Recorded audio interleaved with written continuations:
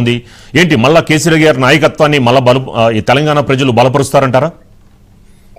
Okay, అందరికీ నమస్కారం. నాతో డిబేట్ లో పాల్గొంటున్న పెద్దలకు, మహా టీవీ ప్రేక్షకులకు, అలాగే యాజమాన్యానికి ఉదయపూర్వక ధన్యవాదాలు తెలియజేస్తూ, అసలు ఇప్పుడు ఇంతకు ముందు మాట్లాడింది ఎవరండి? నాకు ఒక్కసారి అర్థం కాలేదు. నుమాన్ గారు అండి, ఏఐసిసి నుమాన్ గారు, ఏఐసిసి కోఆర్డినేటర్ తెలంగాణ. ఆయన ఇక్కడ తెలంగాణ సార్, తెలంగాణ రీజన్. ఇప్పుడు మీరు కూడా సార్ అంటే నేను మాట్లాడుతున్నానని మీరు ఏమనుకోకూడదు. చెప్పడం చెప్పటమే.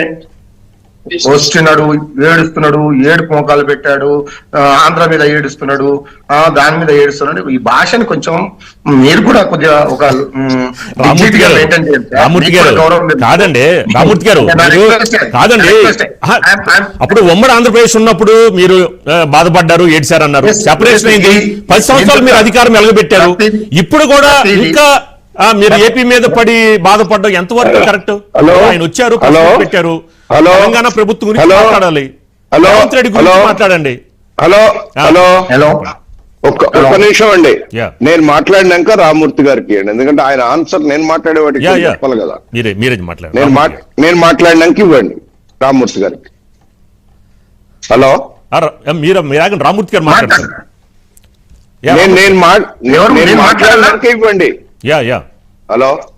హలో, నేను మాట్లాడినాక రామూర్తి గారికి ఇస్తే ఇద్దరికి కలిపి ఆన్సర్ చెప్తారు. ఎందుకంటే వాళ్ళ సార్ మాట్లాడిండు, దాని మీద ఏం మాట్లాడింది మేము మాట్లాడినాక వారు చెప్తే రెండింటికి కలిపి చెప్పొచ్చు. మళ్ళీ సగం చెప్పి మళ్ళీ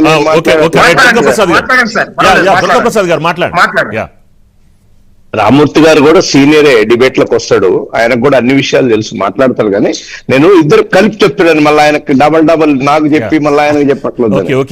అయితే నమస్కారం అండి, గుడ్ ఆఫ్టర్నూన్. నిజంగా కూడా కేసీఆర్ గారంటే మేము తెలంగాణ తెలుగుదేశం పార్టీ అయినా కూడా మాకు ఒక రకమైనటువంటి సానుభూతి, ప్రేమ ఉండేది. ఎందుకంటే తెలంగాణ సమాజానికి ఒక రాష్ట్రాన్ని తెచ్చిపెట్టిండు ఉద్యమ నాయకుడిగా. ఆయన అభిమానం మాకు ఉండేది. 10 సంవత్సరాల కాలంలో అధికారంలో ఉన్నప్పుడు ఏమైనా తప్పులు చేస్తే తప్పులు, ఏమన్నా స్కీములు చేస్తే అప్రిషియేట్ కూడా చేసినాం. కానీ నిన్న ప్రెస్ మీట్ చూసిన తర్వాత అధికారం కోసం ఒక లెజెండరీ లీడరు 74 సంవత్సరాల ఏజ్ లో ఇంత అబద్ధాలు ప్రెస్ సాక్షిగా మాట్లాడతాడని నాకు ఆశ్చర్యమైందండి. ప్రతిదీ అబద్ధమే, with evidence I will tell you. With records లో ఆయన చెప్పింది మొత్తం కూడా అబద్ధంగానే ఉంది, రికార్డ్స్ పూర్వకంగా ఉన్నాయి. ఎంత బాగా అసలు కేసీఆర్ గారు నాకు అనుమానం ఏమొచ్చిందంటే, ఈ గత 2 ఏళ్లుగా రెస్ట్ తీసుకున్నాడు కాబట్టి ఫామ్ హౌస్ లో, ఒకవేళ మేము ఉద్యమం చేసి ఇప్పుడే తెలంగాణ ఏర్పడ్డది, మేము ప్రభుత్వంలో లేము, నూతనంగా రేపు ప్రభుత్వంలోకి రావాలా అన్న అంశాలు మాట్లాడారు. నేను అడుగుతున్న కేసీఆర్ గారు కొన్ని విషయాలు ప్రస్తావించండి, నేను వాటికి ఆన్సర్ చెప్పదలుచుకున్నాను. కరెక్టే, ఉమ్మడి రాష్ట్రంలో మహబూబ్ నగర్ జిల్లా వెనుకబడిన ప్రాంతం అనేది మీరు కాదు మొత్తం అంత రాష్ట్రం అంతా ఒప్పుకుంటాం. కరెక్ట్. ఉద్యమం కాలంలో చంద్రబాబు నాయుడు గారు దాన్ని దత్తత తీసుకొని కొన్ని మహబూబ్ నగర్ ప్రాజెక్టులు ఏవైతే ఉన్నాయో అవన్నీ కంప్లీట్ చేస్తామన్నారు. అసలు కేసీఆర్ గారు గుర్తెరగాల్సింది ఏంటంటే, వారి నోటితోటి వారే ఒప్పుకున్నారు కదా. కోయిల్ సాగర్ కానీ, భీమా కానీ, నెట్టెప్పాడు కానీ ఇవన్నీ కూడా స్టార్ట్ చేసింది చంద్రబాబు నాయుడు గారు. వీరు ఉద్యమం చేస్తున్న నేపథ్యంలో భయపడిపోయి మోకాళ్ల మీద పోయి 13 కోట్లు పక్క రాష్ట్రానికి ఇచ్చి పర్మిషన్లు జూరాలకు తెచ్చిందని చెప్తున్నాడు కదా. అంటే కేసీఆర్ గారి హింసల్ఫ్ ఒప్పుకున్నాడు, చంద్రబాబు నాయుడు గారు దీన్ని దత్తత తీసుకొని బాగు చేయడానికి ప్రయత్నం చేస్తే నేను కూడా ఉద్యమ టైంలో నేను అన్నందుకు నాకు భయపడి వచ్చిందని. ఓకే, తప్పకుండా చంద్రబాబు నాయుడు గారు దత్తత తీసుకున్నాక మరి తమరేం చేశారు సార్? 2008లో మాతో పొత్తు పెట్టుకున్నప్పుడు మహబూబ్నగర్ జిల్లాని మీరు దత్తత తీసుకోలేదా? ఎంపీగా పార్లమెంట్ నుంచి ఒక్క స్కీమ్ అన్న మహబూబ్నగర్ జిల్లాకు తెచ్చారా మీరు? పోనీ మన రాష్ట్రం రాలేదు, స్వరాష్ట్రం ఏర్పడింది. మీకు మహబూబ్నగర్ మీద అంత దృష్టి ఉంటే స్వరాష్ట్రం ఏర్పడిన తర్వాత 10 సంవత్సరాలు ముఖ్యమంత్రిగా ఉంటే ఏం చేసిన మహబూబ్నగర్ జిల్లాకి ఇవాళ నువ్వు ప్రశ్నిస్తే ప్రజలేమన్నా అమాయకుల సామాన్య చెవులో పూలు పెట్టుకున్నారా? 10 సంవత్సరాల కాలం ఉంటే అప్పుడు ప్రతిపక్షంలో ఉన్న మేము, కాంగ్రెస్ కానీ బీజేపీ కానీ చెప్పాం, మహబూబ్ నగర్ జిల్లాకు సంబంధించినటువంటి ప్రాజెక్టులు కొన్ని 1000 కోట్లు పెడితే అన్ని వస్తాయని చెప్పాం. పెట్టారని 2017-18 మధ్యలో తప్ప మీరు అధికారంలో 14లోకి వచ్చినాక 3 సంవత్సరాల వరకు మహబూబ్ నగర్ జిల్లాకు రూపాయి పైసా కూడా ఇవ్వాలి. మీకు ప్రాంతీయ పార్టీ అయిన నీకు ఉప ప్రాంతీయ పార్టీ మీద ప్రేమ ఎక్కువ. ఉప ప్రాంతీయ పార్టీ ఇది ప్రాంతీయ పార్టీ కూడా కాదు. ఎందుకంటే తెలంగాణలో ఉన్న 2 ప్రాంతాలను, దక్షిణ తెలంగాణ ఉత్తర తెలంగాణ చీల్చి పరిపాలించినాను. ఏం పాపం చేసుకున్నాం మేము దక్షిణ తెలంగాణ వాళ్ళు?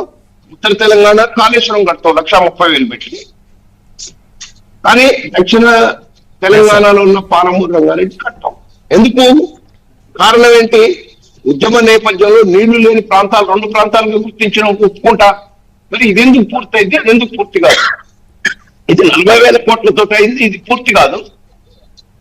80,000 కోట్లతో స్టార్ట్ చేసిన 1,30,000 తీసుకుపోయి పూర్తి చేసినాం. ఏమిటి అంటే ప్రతిదీ కూడా మీకు రాజకీయమే, రాజకీయ లబ్ధి. కొడుకు, బిడ్డ, అల్లుడు, నువ్వు అక్కడ ఉత్తర తెలంగాణలో పోటీ చేస్తావు కాబట్టి ఓట్లు పడాలి కాబట్టి ఆ రైతాంగానికి నీళ్ళు ఇచ్చినాం. మేము రైతులం కదా దక్షిణ తెలంగాణ. పాలమూరు రంగారెడ్డి ఇవాళ ప్రశ్న వేస్తామేంది అసలు? నిన్న ప్రశ్న ఎంత ఘోరంగా అంటే, నేను ప్రజల పక్షాన 2 ఏళ్ళు అయింది కదా, ఇచ్చిన హామీలు ప్రభుత్వం ఇవ్వలేదు కదా, వాటి తరఫున మాట్లాడతానని నేను భావించాను. కానీ నేను పర్టికులర్ గా పాలమూరు జిల్లా గురించి, పాలమూరు రంగారెడ్డి యొక్క దానికి అంత దరిద్రం పట్టాలని కాలపడాలి కదా. ఇక్కడ ఈ ప్రభుత్వాన్ని బ్లేమ్ చేసి చేసుకో, అది వేరు. ఆన్గోయింగ్ ప్రభుత్వం రాగానే మళ్ళీ ఏం చేయాలని వాళ్ళు చేయాలో వాళ్ళని అడుగు ప్రతిపక్షంగా. కానీ నువ్వేం చేసినావు? దీనికి శిక్షార్హుడు నువ్వే. పాలమూరు రంగారెడ్డి కంప్లీట్ కాకపోవడానికి కారకుడు నువ్వే. అసలు మొదటి తప్పు నువ్వే చేసినావు. నేను అడుగుతున్నా, రాజశేఖర రెడ్డి పీరియడ్ లో, ఒక్క నిమిషం, రాజశేఖర రెడ్డి పీరియడ్ లో ప్రాణహిత చేవెళ్ళ ఉన్న దాన్ని ఎందుకు కాళేశ్వరం తయారు చేసినావు? అదే ప్రాణహిత చేవెళ్ళ అయితే ఇవాళ రంగారెడ్డి నల్గొండ జిల్లాకు మంచిగా నీరు పారేది.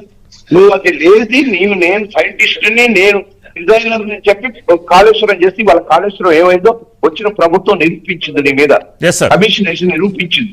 కట్టింది 1,00,000 కోట్లు వాళ్ళ దాంట్లో నేలపాలైపోయింది. ఏం చేయాలమే? నువ్వు ఇన్ని అబద్ధాలు కట్టండి. చంద్రబాబు నాయుడు గారు డిపిఆర్ ఆపాడు పాలమూరు.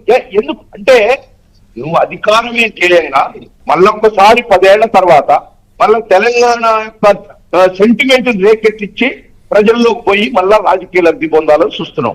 అసలు ఇది కాదు కేసీఆర్ గారు. నీ కుటుంబంలో వచ్చిన గొడవకి ఇప్పుడు నీ బిడ్డ చెప్తుంది.